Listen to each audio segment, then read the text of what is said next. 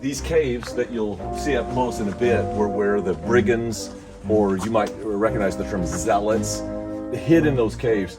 And it wasn't just at one period of time, multiple seasons where there were brigands.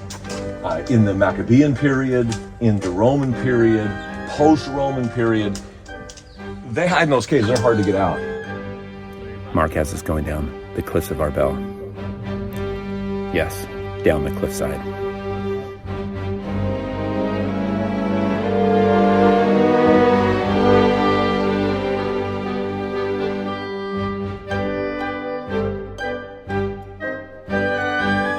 Wow, how cool is this?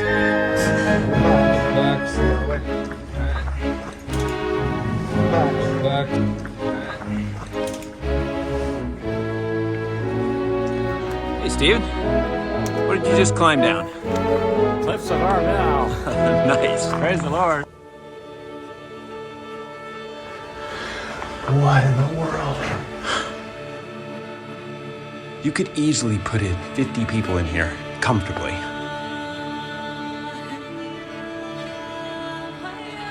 So this is unbelievable. During the time of Herod the Great, there were a group of Jewish zealots that were like, that is not our king, that is not happening. And so they sought refuge in this like cave city. Like, this is unbelievable. So we're about to walk you through just tunnel after tunnel, room after room. There's a fireplace, there's a slit for arrows. I mean, time after time, this has been a place of rebellion, of zealousy, of people like so committed to God that they didn't want to give up their rights as followers of Yahweh. So these hills are being teeming with just an entire community of people just dedicated, trusting that God was going to deliver them. So they're waiting for a delivery. They just didn't know it's Jesus coming. So Herod dropped over the top of this sheer cliff. He dropped these huge baskets just full of armies. So he constructed these boxes, and he'd put, 6 or 7 soldiers in here and lower the soldiers at the front of the caves. And when they would drop down, they had these big hooks on them, just 12-foot long hooks, and they would hook people literally and pull them out to their death as they were fighting. So Herod would not let this stand, even though nobody could really touch him, and it was really hard to get up here. It's pretty impenetrable. Of course, they just got picked off by arrows. But not all of them, and maybe they got 1 or 2 of them. Herod didn't care. He'll lose all his army to get those brigands out. So at a loss, like exponential more than he killed the brigands. But Herod said, we will not tolerate, he was a madman, will not tolerate an uprising. But he did get them out, and that broke the back of the rebellion in Herod's day. That's why partially why Rome gave Herod these favors that they normally wouldn't have given anybody else. Just cave after cave after floor after floor. Man, amazing. This would be a mikvah.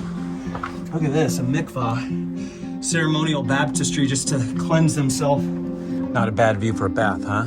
Oh gosh, not a bad view for hopping out of the mikvah.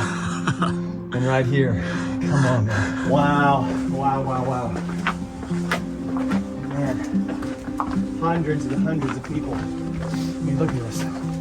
Tunnel after tunnel after tunnel after room. You go down through these archways, this entire living rooms and storehouses, packed with everything that they needed.